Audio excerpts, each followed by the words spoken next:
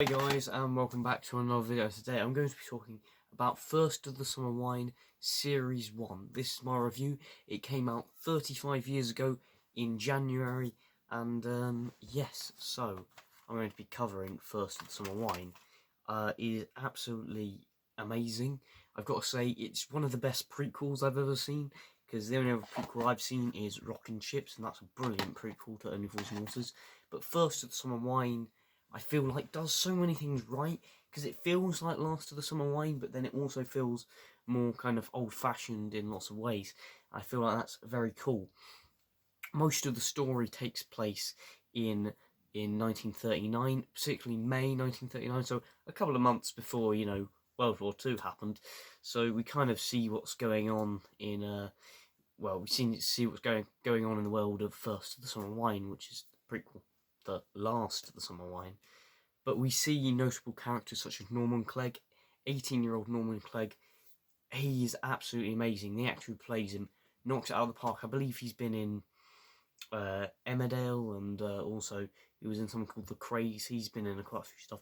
But he absolutely knocks it out of the park, the guy who plays Norman Clegg. I can't remember the actor's name, but the actor does an absolutely cracking job of what he's given.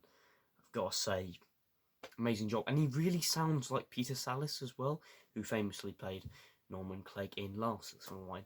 He does sound a bit similar. I really do love the kind of weird, awkward relationship he has with his dad, who's played by Peter Sallis. So Mr. Clegg is played by Peter Sallis. So it's good that he can be playing his dad. That's kind of very odd, but I do enjoy their relationship in the TV show because they are very kind of awkward around each other, and also yeah, it's a bit funny. And also, it's great that they got Peter Sallis in there as well. But most of the TV show, well, at least Series 1, as a standalone series, absolutely amazing. 7 episodes, amazing. It's exactly the normal run of a sitcom, but absolutely amazing series.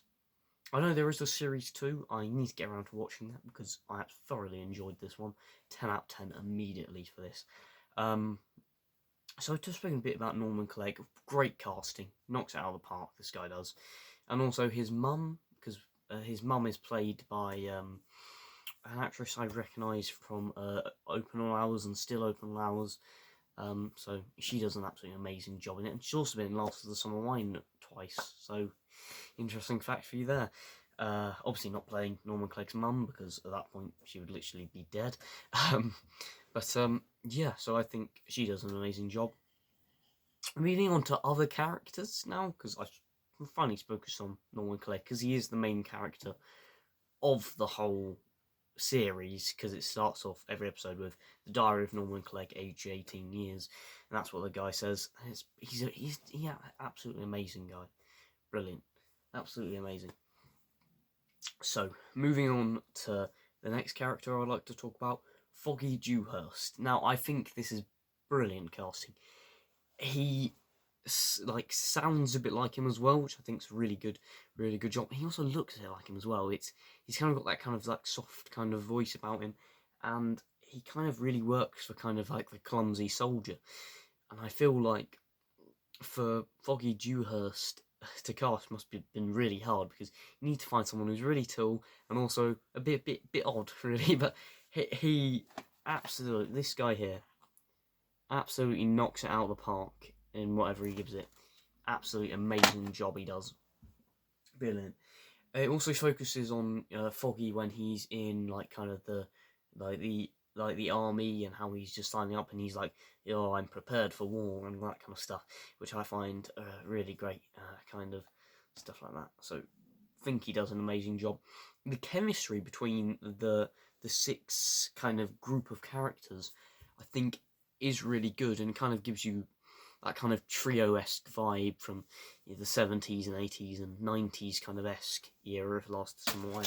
So I think that's amazing. Sorry if you heard that, something fell down. But yeah, absolutely amazing, their kind of relationship, these characters. But Foggy, absolutely amazing. This actor has also been in, I believe, some CBC programmes and also a few other stuff, but he's a really great actor. I believe he was in Father Brown, actually, now I think about it. Yeah, but he's an amazing actor, and yeah, moving on to some more characters that you might find other characters. Anyway, so Compo. Compo is played amazingly. I've got to say, if you all were to imagine a young Compo, you would definitely imagine this lad. Look at that guy. Look. Exactly dressed the same as Compo. Nothing. He's literally like Compo, I don't know, however many years younger. But he does a brilliant job. He sounds a bit like him as well. And yeah, they all sound very similar to the other actors, which I thought a bit odd. But because in Rockin' Chips, none of the actors really sounded the same as some of the other characters. But honestly, I've got to say, Compo was played amazingly. And also, he's like smoking all the time. He's got like boots like twice the size of him. Obviously, you know the famous wellies in Last Summer Wine, but in those days he had the boots kind of more than other stuff. So yeah, we see his mum, and she's all kind of a bit like him, all like poorly dressed and all that kind of stuff. But I feel like Compo's a brilliant character anyway, and I do like in the finale of the series he gets a job finally working for the Co-op, which was something that Norman Clegg was working in the Co-op, which we see mentioned hundreds of times during Last of the Summer Wine. So it was fun to get to see what they were all like as lads and what was going on when they were 18. So rather interesting that was. I do enjoy the Co-op and Mr. Scrimshaw. He's absolutely funny. I love how they just mock him completely. So I think that's brilliant how they just mock Mr. Scrimshaw all the time. But Compo, brilliant in it. Amazing thing. And also, something else I might mention, Sid's Calf, you know, from the original Last Summer Wine. That's not there. That's not there. It's a fish and chip shop. Crazy. I don't know why, but yeah, it's a fish and chip shop. So I guess before it was a calf, it was a fish and chip shop. So before Sid and Ivy obviously bought it, and then so on and so on. So yeah, I feel like that's a really cool bit of information. Never knew that. That was never really mentioned in Last of the Summer Wine, so rather cool. Moving on to another character who I thought is very much worth mentioning, Seymour. Now, Seymour was originally played by Michael Aldridge in, obviously, Last of the Summer Wine, but in this one, he's played by an absolutely amazing actor, and I can't remember his name, but some of these actors don't really have much Wikipedia or anything or information regarding some of them, but this guy is absolutely amazing. I feel like he really does balance the kind of Seymour, like I'm a respected member of the whatever committee or something. He really kind of balances that and also the kind of funny elements as well. And he does feel like a young Seymour, and Seymour's kind of in there a bit with the ladies, which I kind of expect from Seymour, to be fair, because Seymour always kind of felt to me like a bit of a player, if I'm honest. But Seymour is working for the Co-op, the same as Norman Clegg. So that's really kind of interesting. I didn't really know that. That wasn't really mentioned in Last of the Summer Wine. I think in Last Summer Wine they just kind of mentioned they were at school with each other and all that kind of stuff. But in here it's mentioned that they met at kind of the Co-op area. Very kind of interesting relationship he has anyway. He's kind of very more richer than the other characters. He's got a car. No one else really has a car. He's also got like a pipe. He smokes a pipe, like, you know, Uncle Albert in Only Fools and Horses. He actually literally has a pipe. I thought that was a really cool thing. And also he's after this woman, and there's quite a few times where he wants to join Clegg and Sherbet to deliver some lino, just so he can just get into her house. And yeah, I feel like that's really kind of funny and great. I do love Seymour. I think he's brilliant. Something I must mention is that in the pilot episode, I know it's a pilot, but Seymour has brown hair, like kind of like normal-esque brown hair, bit like kind of mine, you know, not too light, not too dark, whatever. But he has so he goes from having brown hair to having like ginger hair between the next episode, which I just thought was a bit odd. Yeah, that's just something I thought I might mention, because when you watch it, you might find that's a bit odd. He was, yeah, but whatever. It doesn't matter. He might have just dyed his hair. You know, I don't know. That's something I thought I might mention. But basically, so then other characters I must move on to now is Wally Batty. I think, oh my goodness gracious me, Wally Batty. I've got to say, he's just after Nora Batty all the time. He's like, he's like Compo basically, but just after Nora Batty every single 5 seconds. But then when you see him in Last of Mine, he like regrets marrying her and all of this kind of stuff. In this, he's like, I love Nora Batty. That's what he's like in this. So I feel like that's great. And also, I do love a relationship between Nora Batty and Wally. I feel like it's a bit awkward and also really funny as well because she compares him to the size of his motorbike, and that's really funny because obviously he has a motorbike in Last of Mine as well. But I really do find their relationship rather enjoyable. Because they're both very polar opposite characters, relatively speaking. But I feel like Wally, he's got the voice nailed down to a T. It's absolutely amazing. More than some of the other characters, which I think is incredible. He's also very short, which kind of fits, obviously, Wally's kind of desire to be tall in this, which you never really see in Last of the Summer Wine. But very, very, very brilliantly portrayed.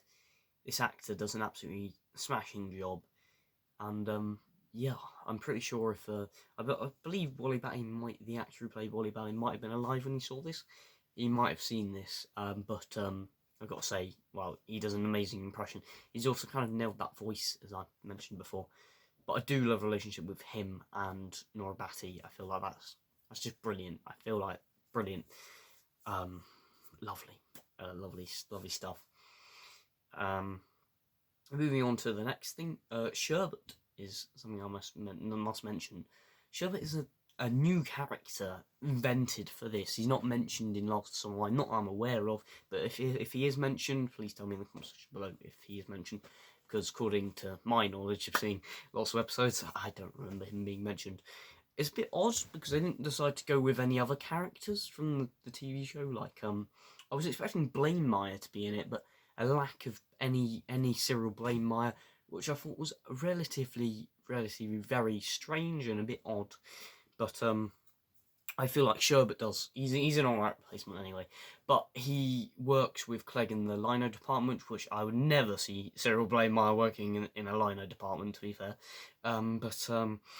Yeah, I feel like he does an absolute brilliant job anyway with what he's given. He's also got that kind of trademark as if that he has like these big boils on him, and he mentions it to some of the women because Ivy also works in the co-op as well, which I find really interesting.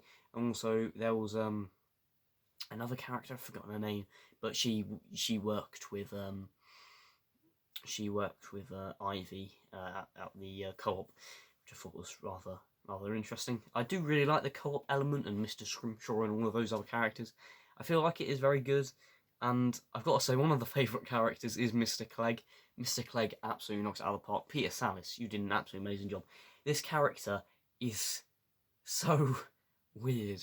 The fact is, he literally sits there, he gets asked a question, he ignores it, and then after about 5 seconds replies, nothing really, and then he also keeps on painting a gate like every 5 seconds, and the postman's touched it, everyone's touched the gate, and it's like, what?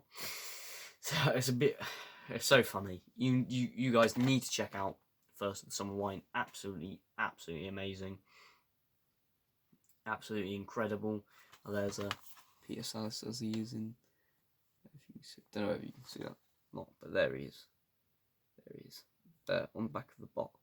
See that? Yeah. There. And also down there is obviously. There you have Nora Batty there, Ivy there, and then that's the other woman who I've forgotten the name of. But anyway, she was amazing. They're all amazing. The cast is brilliant. Few downsides is what I want to say is just the lack of Cyril Blaine-Meyer. I feel like was just the one downside about the series. But other than that, the series is absolutely amazing. And I've got to say, a perfect prequel. Like, obviously, this is a perfect prequel, Rock and Chips, which I definitely need to cover on the channel. I'm hoping to do that at some point, but brilliant anyway. I've got to say, this is still one of the best prequel series I've ever seen. Because I know they do stuff with prequels, and they're sometimes a bit odd, or they got nothing to do with the previous canon of the TV show and all that kind of stuff. But this this really, it stays true to its roots. It stays true to the first 12 series of Last of the Summer Wine, and I feel like that does it proud, if I'm honest, to stay with all of that content and keep it all the same. And yeah, some of the episodes I'll just like to mention. The second to last episode of Series 1, they all go away because they're trying to prepare for war, which is obviously, it's 1939, they're going to be preparing for war at this point. Something I really do enjoy is when they go camping, and Foggy says, oh, let's set up inside of this barn. And then they leave the barn, and guess what's in it? Cows, because they've walked into the barn, haven't they, and ruined all their stuff. And then they have a go at Foggy and all that kind of stuff. So that's brilliant.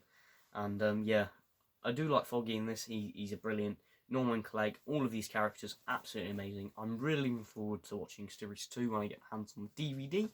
Hopefully I'll be able to find it at a cheaper price, because some of them are quite expensive. So, yeah, I hope you all enjoyed the video. Please remember to like and subscribe if you enjoy the video, and I'm hoping to get to 100 subscribers, so please remember to like and subscribe. I'm also going to hopefully do a Q&A for my 100th YouTube video if I get enough comments, and yeah, so check that out on my community tab, and yeah, that's it for the video. Hope to see you in a video soon enough. Goodbye.